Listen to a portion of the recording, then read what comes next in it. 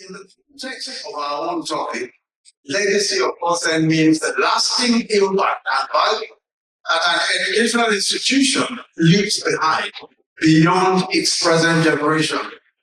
So endowment for legacy would then mean intentionally building permanent financial and institutional strength that allows the Nigerian educational institution, in this case, our own institution, Igbobi, to serve future generations with the same or greater impact as of today. Throughout history, societies that endured were not the ones that focused solely on the present, but those that took responsibility for the future. They understood a simple truth, that we are temporary, but institutions are meant to be permanent.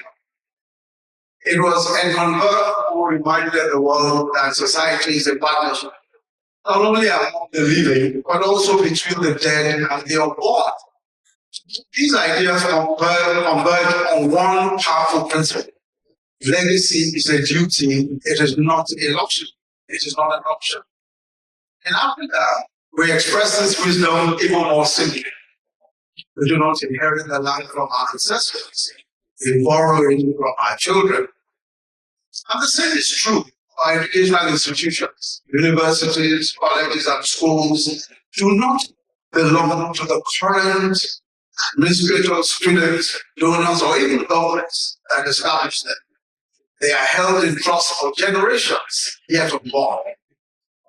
But the conversation about the endowment of schools is not merely about the provision of financial sustenance. It is also about sustaining cultures of standards, values, and norms that can sustain society. It is not just about continuity, but continuation of an ethos and a worldview. And really, only sufficient resources can assure that legacies are sustained.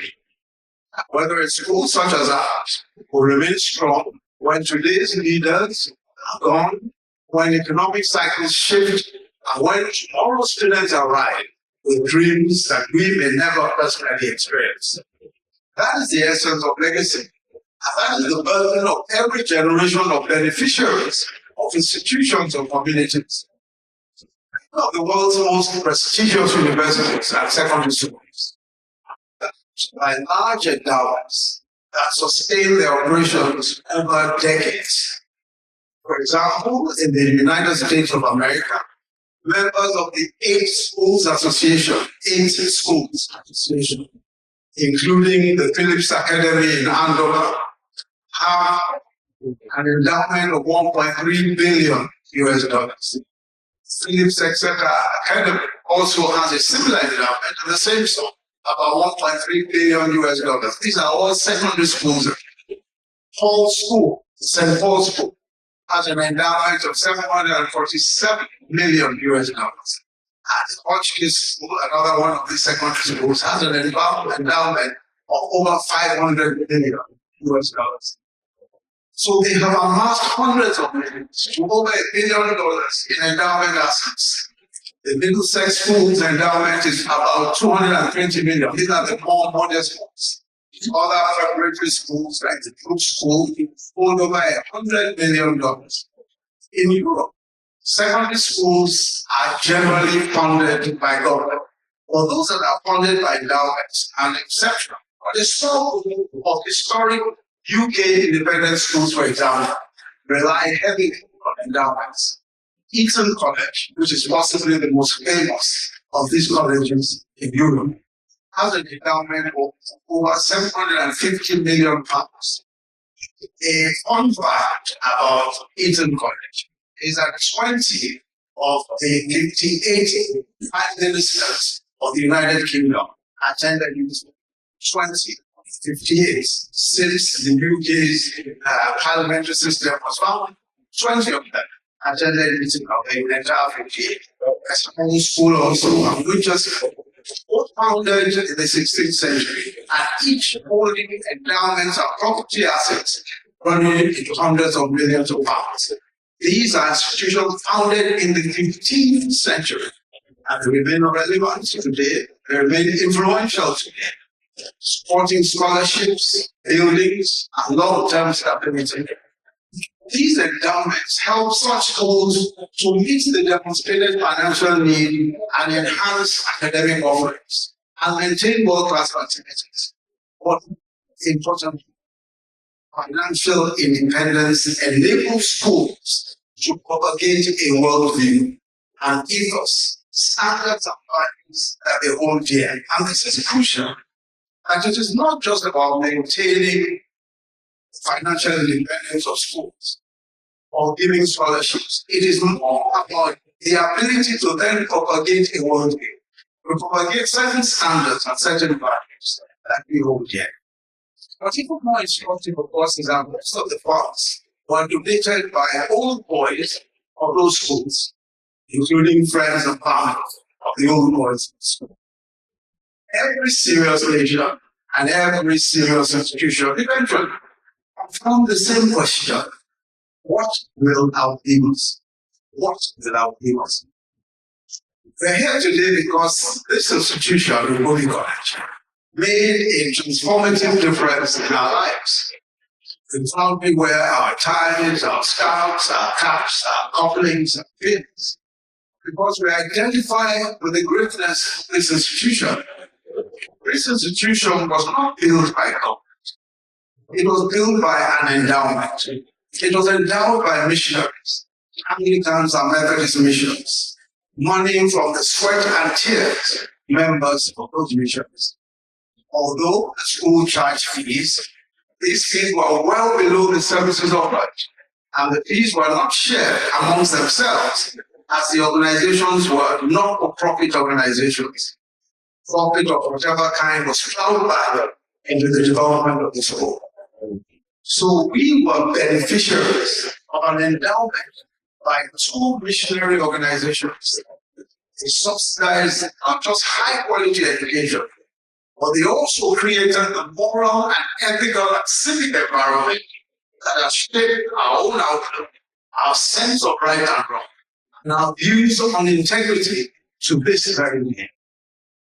I served in several governments at various times, but I was never able to be obsessed or to be a psychopath, because ingrained in me is an abhorrence of bread. I don't know how many of us made bread. I just could not see myself being an bread. A pejorative word, as we know, we used in those days for people who try too hard to impress seniors or impress the staff. Not only did I ensure that those who served with me did not get into the kind of praise singing that seemed so natural to others. Yet we learned respect, hierarchy, because we told even those who were a year ahead of us, senior this or that. But we also learned balance, respect for others, with self-respect. Most Igbobi boys who served in the public office had the same ethos, a high sense of integrity. So aside from scholarship, the school provided the environment to develop a complete man with a correct worldview. Many of the closest friends and associates I have today were made in Igbobi. My most important impressions, morality, service, and philanthropy were formed here. And I must say also that particularly all of the inspiration, and I speak for myself, and I'm sure many of us, that I derived in order to be who I later become, one found right here. I remember listening to Mr. Darrow. I remember listening to Senior Darrow way there, who was a debater, but one of the debaters. He's here today. So Darrow was here today. Because it was asleep the time I was in my house. But listening to him, I made up my mind that I had to debate like this. And I had to debate like him. He was a brilliant. And this is the shared experience of most of us here today. So secondary schools actually matter more than we give them credit for. Because leadership doesn't begin in government houses or in parliament or boardrooms or cabinet meetings.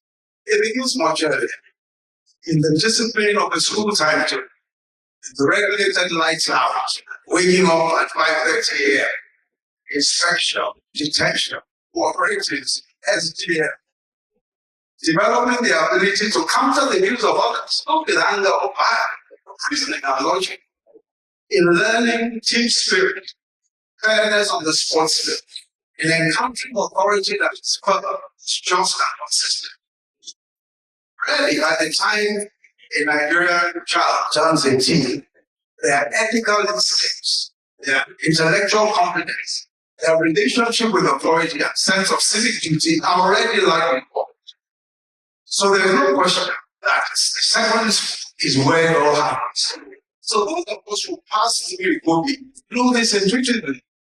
The habits that sustain us later in life were not improvised in adulthood. They were formed right here. So when secondary schools are unstable, when they are underfunded and unequal, leadership failure of society is not surprising. It's in fact inadvertently engineered. For many years after that, especially after the takeover of schools in 1979, most of the high standards that many of us seated here were accustomed to, funding dropped sharply. And the pastoral care that was provided by teachers who knew that they had standards to maintain also fell. In a few years, the Igbobi that we knew had practically disappeared. But perhaps the most important benefit, and not before I say so, of course, the years that followed, a lot of effort has been made, especially by our old boys, the Old Boys Association, to sustain some of those standards, to pay in some cases for renovation and for improvement of facilities here in the college.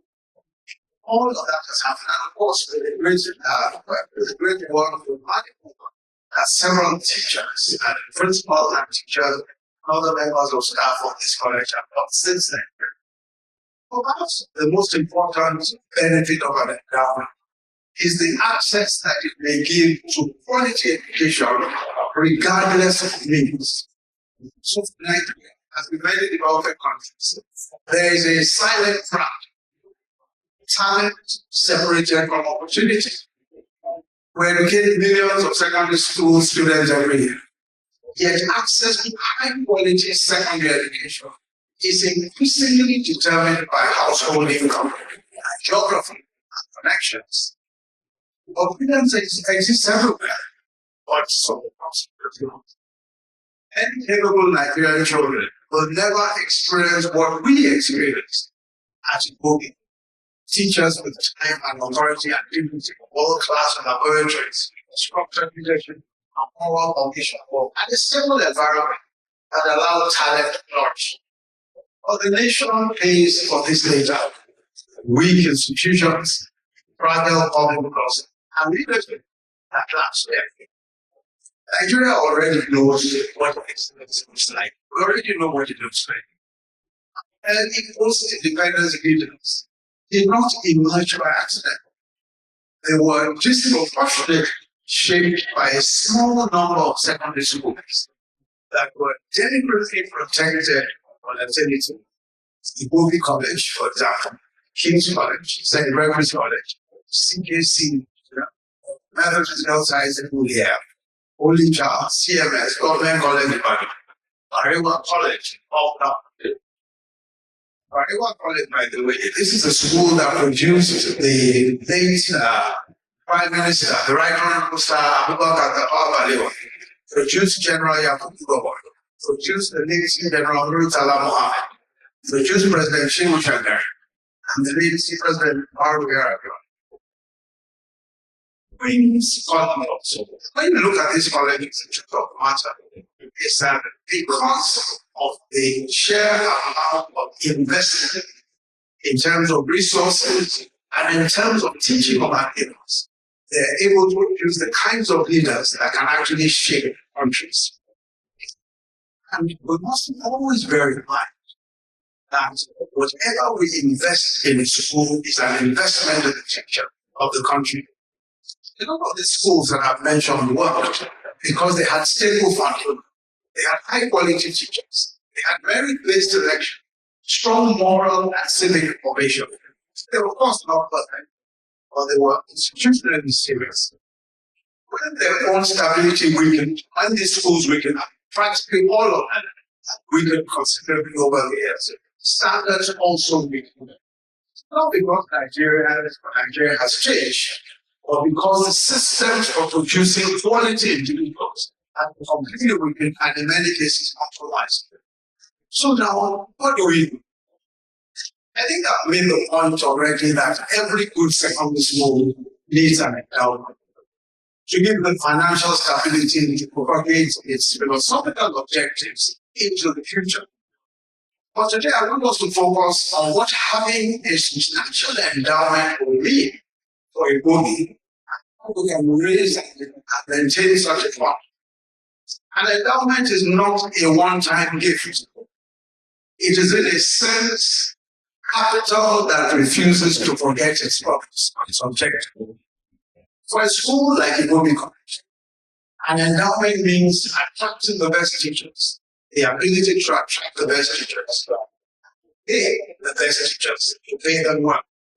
It means scholarships awarded by merit, not influence. It means facilities maintained without emergency appeals. It means leadership formation protected from budget cuts, academic standards, and the Igbobi ethos insulated from any form of volatility. In simple terms, an endowment will turn our school into an intergenerational engine of excellence. One of us here today.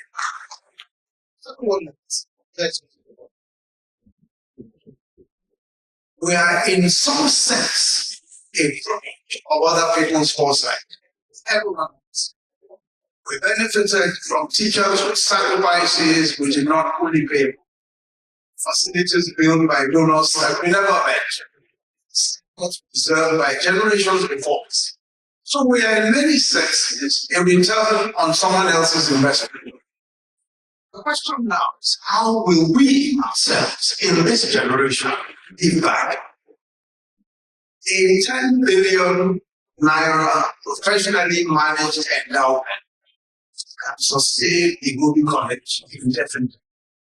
It can open its gates with brilliant boys, regardless of background, and shape Nigeria's future leaders in public service, in science and technology, professions, and educate generations that we, the donors, will never forget, but whose impact they felt nationwide and possibly global. The donors, of course, will be ourselves, old boys, including our old boys in diaspora, corporate partners, and philanthropists. And those philanthropists, of course, are those that we are able to persuade to share our vision. And there are a few critical things I think that we should note. Developing an endowment fund is not a one-occasion fundraising activity. Of course not. It is not at all. It is a well-planned, long-term engagement with donors, usually old boys. It will involve setting up an office dedicated solely to the purpose of maintaining the endowment. That office will make frequent contacts with potential donors. I left the London School of Economics in 1981, yet almost without fail, every month, I get a newsletter, now by email. I used to get hard copies before from the school, giving me updates and also making the inevitable request for information, no matter how small. This is how you build an endowment. The marketing is so consistent that you can't ignore it. They let you know the progress the school is making, the laurels being won, the old boys or alumni that are making waves in business, the professionals, the people who are excelling in the professions in public service, etc. If you do anything of note, they put you on the newsletter, your basic newsletter. You are made to feel the part of an institution of success that has gone on for decades. which is why many make provisions, even in their wills, for regular donations to their alma mater. And the pastor, many still continue, of course, through these efforts to contribute to their schools. And I think it's important to note that it's not necessarily those who donate the big amounts that make up endowments. It is more those who donate consistently. Those who say every month, take out of my account X number on X amount of money for a certain period of time, or for a perpetuity event. It is this sort of intentionality that will get results. An important point is the management of the endowment office. Some competent, of course, is crucial. These must be people capable of marketing the school effectively. These days, technology makes communication even much easier. Transparent management of the fund by well-known fund managers will also be critical. I think it's also important for us to reflect on the ethos of the set of values that Igbobi established, represented, which we intend to sustain. And this is of great importance, because the point of giving financial independence to our colony is not just to provide high-quality education and expand opportunity for those who would not be obvious for our fees, but perhaps more importantly, to imbue all who pass through Igbobi with the same high moral, ethical, and civic values that we benefit from and that you are critical in nation building, in marketplace, and also in private life. What we may then do is to fully document these values and develop curriculum and extracurricular activities which benchmark these values. We must be deliberate in the teaching and practice of the ethos of Igbobi. I'm especially excited that the steering committee of our proposed endowment will be chaired by none other than the former chairman of KPMG Africa, Mr. Oluwade, who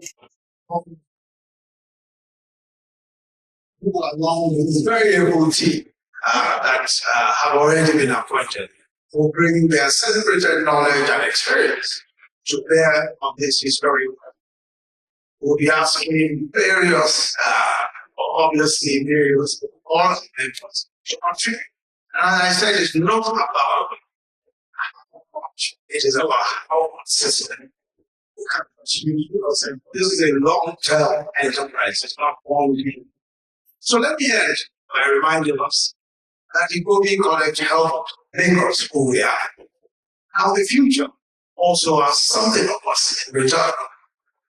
Endowment is how we whisper to the future that we remember where we came from, and we would also prepare a place for others. It is time to build the Igbobi College endowment. Say.